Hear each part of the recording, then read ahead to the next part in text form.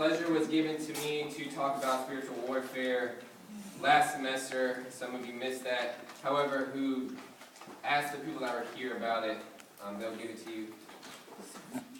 This is the next step past that. This is why we can do what we can do. This is why Young Life leaders are what we strive to be. That's why we claim to be Young Life leaders. So, if I only have 5 minutes, boom, I'm starting the timer, you're going to have to write a lot and then ask me to explain this later and or go and find it in the Word later, because this is the only thing that matters. This bad lady right here is the only reason I'm saying what I'm saying. It's the only reason I can do what I do. It's the only reason I'm here. By the grace of God, I'm standing before you. It is a privilege and an honor. And if you knew anything about me, I should not be here. However, I am. Take that, enemy. Yeah. So, here we go. Right fast. Do we have good motives or do we have God motives? Do we have self-interest or dependence on Christ? Everyone before me, that is toolbox times, has said finish the race. Set boundaries. It's all about Jesus. This is how you do it. Pay attention.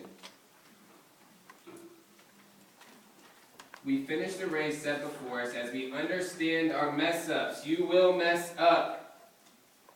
You will need forgiveness. You are forgiven. Don't ever forget it. Start to understand that you will mess up. See, all of us in this room has 6 needs. Every human has 6 needs. Every high schooler has 6 needs. These are the 6 needs that they have that are embraced by both God and the enemy. God, enemy, 6 needs. We all have them. Write this down. Certainty, variety, significance, connection or love. They're one and the same. Those are all physical needs, other than your water and bread and oxygen. Get past that. These are your physical needs. However, those are pretty much unimportant needs when you come to the spiritual needs, which are the last 2 of growth and giving. Certainty, variety, significance, connection or love, spiritual needs, growth and giving. Spiritual needs. You need to grow spiritually. You need to give spiritually. If you do neither, you will not succeed. Here we go. Good motives. However, they are seen usually don't do a whole lot of damage. However, they are not God motives. Good motives are always self-interested. Right? We get a chance to... I have so many notes all over the place. It's going to take me... Anyways. Our good motives are self-interest, right? And our self-interest leads to this idea of temptation. Write this down. This idea of temptation. Temptation is to go higher. Think about it. Who skipped class this year? Raise your hand. Who skipped a second time because they skipped the first time? And then who did it again because the first 2 times it didn't really matter? So you continue to go higher and you're skipping of class because of the one original temptation to skip class. That's what temptation is. It is to go higher. Go unpack that for yourself. I can't right now. Alright, so after that, temptation leads to this principle of elevation, right? We have 6 needs. Principle of elevation. God uses it. The enemy uses it. The principle of elevation is to go higher, like in temptation. God wants to bring you to holiness. The enemy wants to take you away from holiness. John Eldridge wrote this awesome book. It's called The Utter Relief of Holiness, or something along those lines. And he's saying, the question is, what should Christianity do to a person? Christianity should make you whole and holy. This is important. Alright? The enemy uses the principle of elevation to take you away from holiness. Right? Beyond a place of flesh and blood to a place of dependence on Him. So it's like a trapeze artist. you're, skipping class 1, 2, 3, or whatever your temptation might be, you're like a trapeze artist and you're climbing up, right? You're climbing up the rungs to get to the top, to get to the top, to get to the top, and finally you're on a platform, you're like, oh my gosh, I'm way too high, yet I have this rope kind of to swing down, right? But the idea of it is, and the meaning of it is, and his hope for you in that is to grab on and not let go. To take you to a place of temptation to go higher and get to the top and then not release it. To hold on tight to it. To be scared to grab the rope and swing down because you don't know what's going to happen when you start moving down. When you start getting away from it. That is his hope. God. This is a very important part. If you heard the spiritual warfare part of it, you'll understand the other part. God, however, doesn't use the principle of elevation like that. God motives are dependent on Christ. Dependent on Christ. Which leads you to the principle of elevation of becoming more holy. And whole. And then whole and holy. Right? 2 Corinthians 5:17. Everyone knows it. And if you don't know it, write that down. Go memorize it. You should know it. Alright? Let's keep moving. I'm already over time. This principle of elevation takes you higher towards the Lord, towards the Spirit. And guess what? The Spirit is this incredible incarnation of yourself in the heavenly realm here on earth. Take that one in. When you are involved with the Spirit, when the Spirit is working through you here on earth, like right now, I'm getting hot right now. I can feel the Spirit right now. It is taking you to a place in the heavenly realm, like you would be like sitting before the Lord of the universe, saying, holy, holy, holy, on your knees, because that's all they do. Holy, holy, holy. God is the only person that's to the third power, holy, holy, holy in the Bible. R.C. Sproul said that. He's a genius, and he knows the Lord. It's incredible. But when you experience the Spirit, you get a glimpse of what your life will be like in the heavenly realms.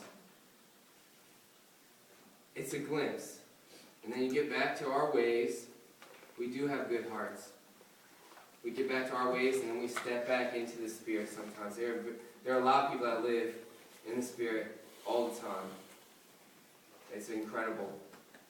And I love being around them and I can tell it. And a lot of women have it. I haven't met a whole lot of men that make me want to sit at their feet. But a lot of women, like that lady at prayer overnight, I wanted to go sit at her feet because you could just feel the Spirit. You could see it. It was incredible. So, you encounter the Spirit during the principle of elevation. And that equals the hope to finish the race set before you.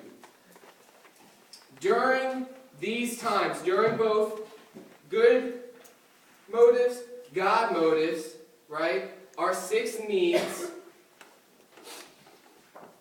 comes the breakdown of we live in a therapy culture where our mind is set that you are your past. I am not my past. I refuse to be my past, and I, in return, have been able to grow and give because of it. I have grown and been able to give from my mistakes yesterday already today in one conversation. It is a blessing. This happens by way of 2 things. The most important principle, and it's the only reason and the only way you will really succeed,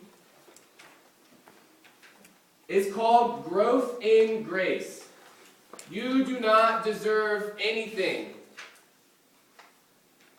You are not the clothes you wear. You are not your khakis.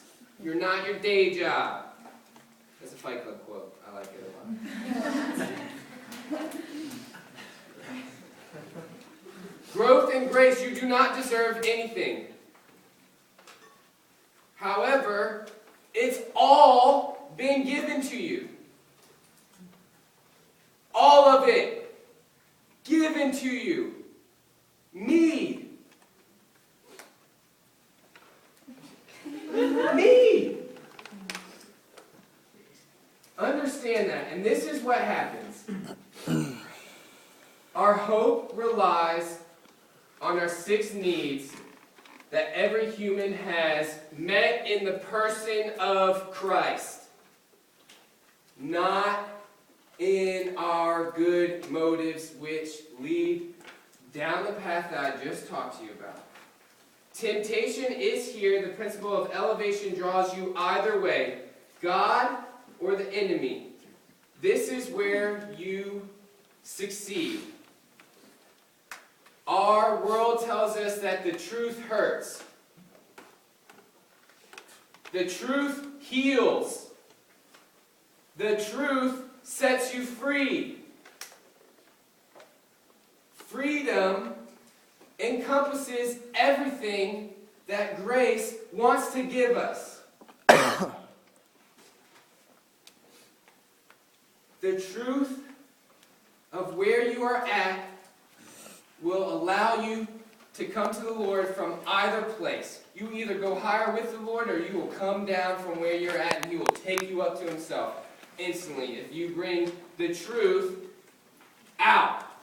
Then once it's out, you keep it in the light. Keep it in the light. We have to have breakthroughs in the Spirit into our glimpse of heaven after we break this truth out and we keep it into the light and we grow in grace. Growth in grace is why you go back to the school. To mess up and do it all over again.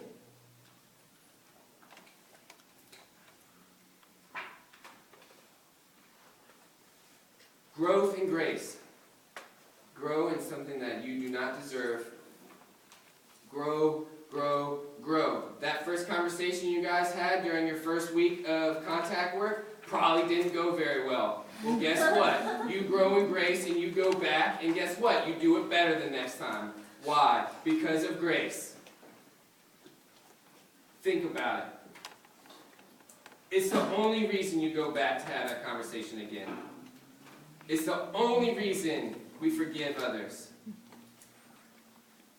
It's the only reason we encounter more. Is because we grow in grace. I gotta stop. Love you guys.